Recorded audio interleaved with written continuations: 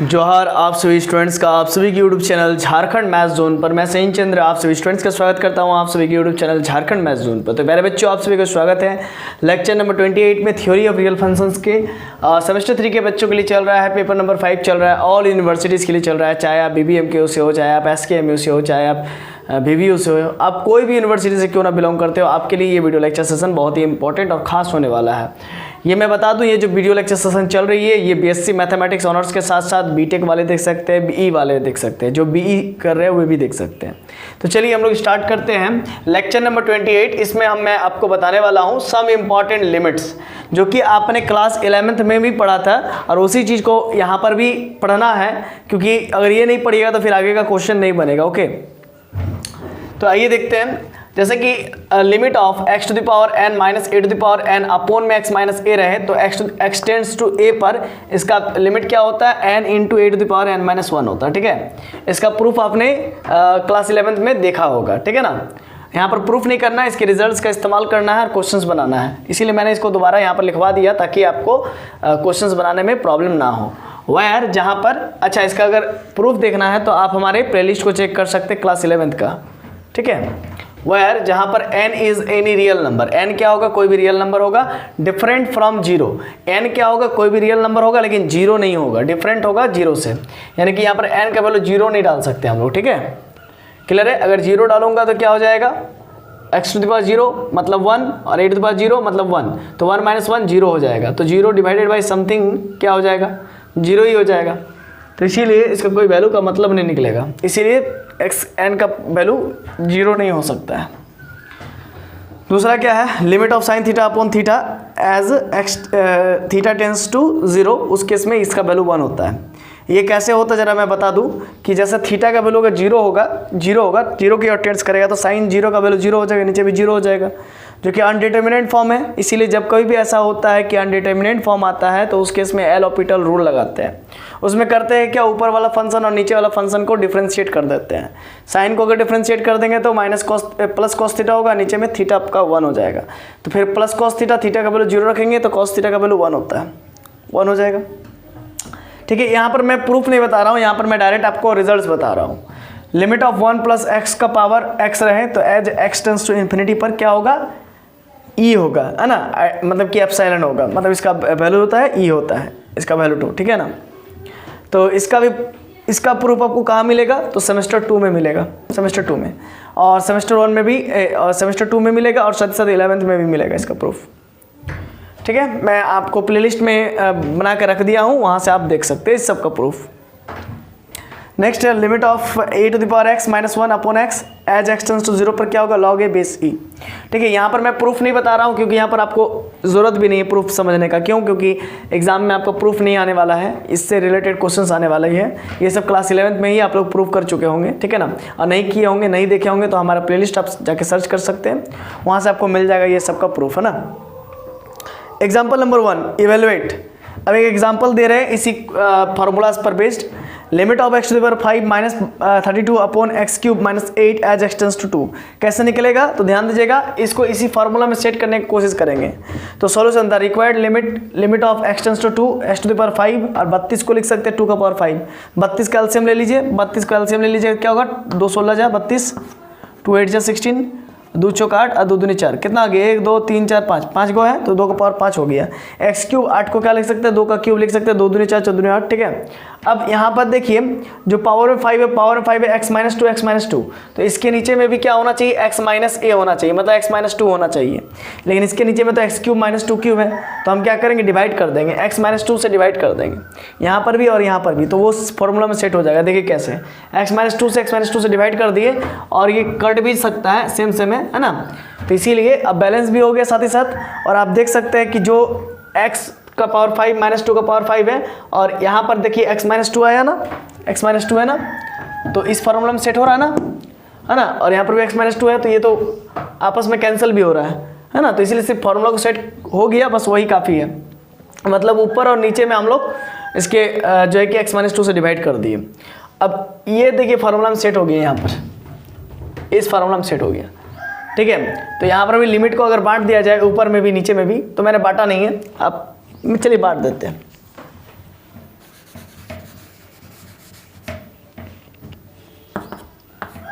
Limit of x tends to 2, ठीक है, और limit of x tends to 2, ठीक है, लिमिट बांट दिए।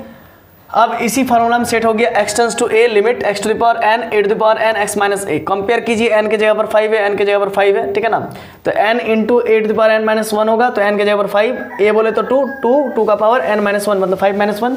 यहाँ पर देखिए n के जगह पर 3 है, यहाँ पर देखिए नीचे वाला x to the power n और माइनस 2 का पावर 3, नीचे में x माइनस 2, तो ये क्या हो जाएगा, n के जगह पर 3 है तो 3, a बोले तो 2, a बोले तो 2 का पावर n माइनस 1, 3 माइनस 1 हो गया। अब 5 और 5 में से 1 गया तो 4, और इधर 3 इंटू 2 का पावर 3 माइनस 1 तो 2, तो 5 इंटू ये 2 का पावर 2 से 2 का पावर 2 कट जाएगा, तो ओनली 2 का पावर 2 बचेगा, नीचे में 3, तो 5 इंटू 4 इंटू 20 मतलब इक्वल टू 20, 4 पंजे 20 अपॉन 3, इतना आंसर हो गया। अब example number 2, evaluate the following limit of sine 3x upon sine 5x as x tends to 0 पर क्या होगा। सॉल्यूशन 1, इसको कैसे निकालेंगे, तो चूंकि आपको मालूम होना चाहिए कि साइन 3x बाई अगर 3x रहे, थीटा बाई थीटा रहे, तब उसका वैल्यू 1 होता है एज x टेंस टू 0 पर, यानी कि थीटा टेंस टू 0 पर। तो यहाँ पर भी उस टाइप से सेटिंग करने की कोशिश करेंगे, setting solution the required limit is x tends to 0। यहाँ पर देखिए 3x है, तो इसीलिए इसके नीचे में 3x मल्टीप्लाई डिवाइड कर दिया, और इसको बैलेंस करने के लिए ऊपर भी 3x को मल्टीप्लाई कर दिया, है ना, 3x को मल्टीप्लाई कर दिया, ठीक है। इसी प्रकार से साइन 5x है, नीचे 5x किया, ऊपर में 5x मल्टीप्लाई कर दिया बैलेंस करने के लिए, ठीक है, बैलेंस हो गया। अब x से x कट जाएगा, ठीक है ना, अब 3/5 बाहर आ जाएगा, और लिमिट को बांट दिया, limit x tends to 0 sine 3x by 3x limit of sine 5x by 5x as x tends to 0, 3/5 हो गया, और इसका वैल्यू क्या हो जाएगा, इसका वैल्यू तो 1 हो जाएगा। एंगल बराबर है एज x टेंस टू 0 पर, अब देख सकते हैं एंगल बराबर है एज x टेंस टू 0 पर, मतलब थीटा टेंस टू 0 है यहाँ पर, जो यहाँ पर एंगल टो होगा वही टेंस करना चाहिए 0 की ओर, तब उसका वैल्यू 1 होता है। तो जो यहाँ पर एंगल टो है, अब देख सकते हैं x, तो वो टेंस कर रहा है 0 की ओर, इसीलिए इसका वैल्यू भी क्या हो जाएगा, 1 हो जाएगा, और इसका वैल्यू भी क्या हो जाएगा, 1 हो जाएगा। तो 3/5 1/1 मतलब उसको मल्टीप्लाई करेंगे तो 3/5 निकल गया इसका आंसर। एग्जाम्पल 2 का वैल्यू भी निकल गया, समझ गया ना। अब हम लोग और भी करते हैं, अभी तो टाइमिंग है, चलिए इसको पहले स्क्रीनशॉट ले लीजिए।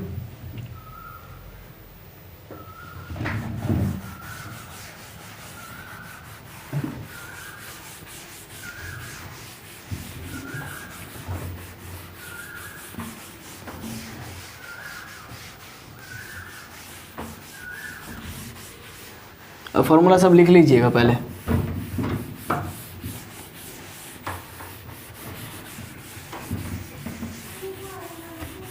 अब टाइमिंग भी देख लेते पहले, कितना टाइमिंग हो गया है ना, तब तो आगे बताएंगे क्या। 8 मिनट तो हुआ है, चलो।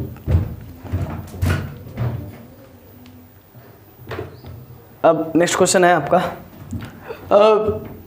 लिमिट ऑफ, है ना, दूसरा नंबर का x टेंस टू 0, और क्या है 10x अपॉन का x है, यही ना। चलिए कैसे सॉल्व किया जाएगा, बड़ा ही आसान है। Solution x tends to 0, 10x को लिख सकते हैं साइन x, है ना, बाई कॉस x, और नीचे में x equal to limit of x tends to 0, फिर sine x upon x cos x, ठीक है। आगे देखिए लिमिट ऑफ, ठीक है ना, x टेंस टू 0, ठीक है ना, और साइन x, ठीक है। आगे क्या होगा, अपॉन का x इंटू लिमिट को बांट दिया मैंने, x tends to 0 1 upon cos x, ठीक है। आपको मालूम है इसका वैल्यू 1 होता है। अब लिमिट को ऊपर भी बांट दिया मैंने, ऊपर नीचे दोनों बांटना पड़ेगा, तो उसको मैं नेक्स्ट स्टेप में करता हूँ।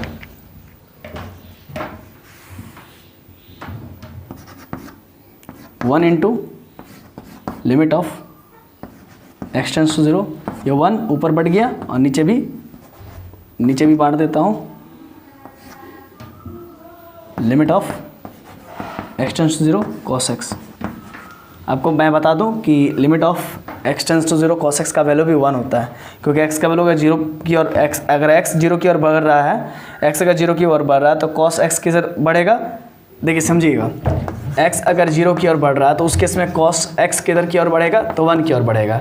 x 0 रखेंगे तो ये 1 की ओर भागेगा, ठीक है। तो इधर तो 1 हो गया और नीचे भी 1 हो गया, तो वैल्यू कितना आ गया, 1 आ गया। तो पूरे का वैल्यू क्या आ गया, 1 आ गया। समझ गया ना। चलिए अब नेक्स्ट और एक एग्जाम्पल और बचा हुआ और भी है, ठीक है ना। तो वो थोड़ा सा हटके है, वो सब बताएंगे नेक्स्ट वीडियो लेक्चर में, लेक्चर नंबर 29 में।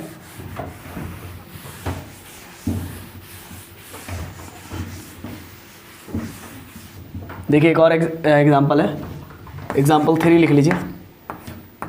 Limit x tends to 0 1 minus cos 2x लिखिए फटक से।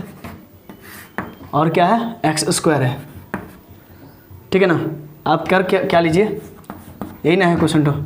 ओहो सॉरी 2x नहीं है, 5x है, 5x है। हालांकि कोई दिक्कत नहीं होता, ऐसा रहे तो x टेंस टू 0 1 माइनस कॉसे का क्या होता formula, 2 sine square x by 2 5x by 2 upon का x स्क्वायर, ठीक है।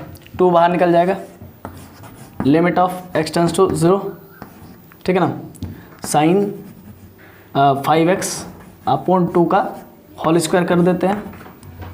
और नीचे में ही मैं एक काम करता हूँ, ये x स्क्वायर को अलग कर देता हूँ पहले, ठीक है। अब ऊपर में एंगल जो है वो नीचे में भी करना पड़ेगा, तभी तो बैलेंस होगा। 5x बाई 2 का स्क्वायर कर दिया। अब चूंकि जो नीचे में मल्टीप्लाई किया है तो उसको ऊपर भी तो मल्टीप्लाई करना पड़ेगा, तभी तो बैलेंस होगा, ठीक है ना। तो क्या होगा, मैं ऊपर भी मल्टीप्लाई करूँगा इसी चीज़ से जो नीचे मल्टीप्लाई किया हूँ, डिवाइड किया हूँ। चूँकि 5x बाई 2 अलग से मैंने किया है तो इसको ऊपर भी मल्टीप्लाई कर देते हैं, 5x बाई 2 का होल स्क्वायर कर देते हैं। ये है ना ऊपर में। हाँ अब क्या होगा, इधर 2 तो ऑलरेडी निकल गया है और इसका जो वैल्यू है, इसका वैल्यू क्या हो जाएगा, 1 हो जाएगा। एंगल सेम है तो 2 इंटू 1 इंटू, और यहाँ पर और एक चीज़ देख लीजिए, ये एक्स स्क्वायर से इसको नेक्स्ट स्टेप में करते हैं तो ज़्यादा अच्छा होता है, ठीक है। चलिए हाँ नेक्स्ट स्टेप लगाना ही पड़ेगा, डायरेक्ट मैं नहीं कर सकता हूँ। 2 into limit of x tends to 0, है ना, sign 5x by 2 5x by 2, ठीक है ना, अपॉन 5x बाई 2 का होल स्क्वायर ही मैं ले लेता हूँ, है ना, समझे ना। अब इनटू का 1 अपॉन एक्स स्क्वायर। अरे यार क्या हो रहा है चौक सबको, है ना। अब 5 का स्क्वायर क्या हो जाएगा, 25 एक्स स्क्वायर बाई 2 का स्क्वायर 4, ठीक है। अब ये एक्स स्क्वायर से एक्स स्क्वायर मर गया, ये 2 गुने इसका वैल्यू 1 हो गया, इसका वैल्यू 1 होता है, यहाँ पर स्क्वायर है तो इसीलिए स्क्वायर हो जाएगा क्योंकि सेम एंगल है, ठीक है ना, एज एक्स टेंस टू 0 पर। तो यहाँ पर 25/4 आया है इंटू 25/4, तो 2 से 4 कट गया, 2 दूनी 4, तो बचा आंसर 25/2। क्या हो गया आंसर, 25/2। यही आपका आंसर हो गया, है ना। चलिए इसका आंसर 25/2 हो गया। तो आशा है कि ये आपको समझ में आया होगा। इसको मैं डिवाइड करके लिख सकता हूँ, 25/2 को क्या लिख सकता हूँ, 12:1/2, है ना। 12 दूनी 24, 24 और 1 1, फ्रैक्शन में लिख दिया। 12 दूनी 24, 24 और 1 25, 25/2। ये आपके इसी तरह आपके बुक में लिखा हुआ था, ठीक है ना। तो आशा है कि आपको ये चीज़ समझ में आ गया होगा कि कैसे क्या किया मैंने, सेटिंग करना पड़ रहा है, ठीक है ना। तो लेक्चर नंबर 28 आपको समझ में आ गया होगा। तो चलिए मिलते हैं नेक्स्ट वीडियो लेक्चर नंबर 29 में, जहाँ पर मैं इसी से रिलेटेड मतलब कुछ और भी इंपॉर्टेंट लिमिट्स के क्वेश्चंस को बताऊंगा बाय द ग्राफिकली, है ना। और कुछ सिग्नम फंक्शन वगैरह भी है। इसके बाद पूरा खत्म होगा, उसके बाद फिर सीक्वेंशियल लिमिट चलेगा, है ना। तो चलिए मिलते हैं नेक्स्ट वीडियो लेक्चर, तब तक के लिए जोहार, खुश रहिए, आबाद रहिए, पढ़ते रहिए, धन्यवाद।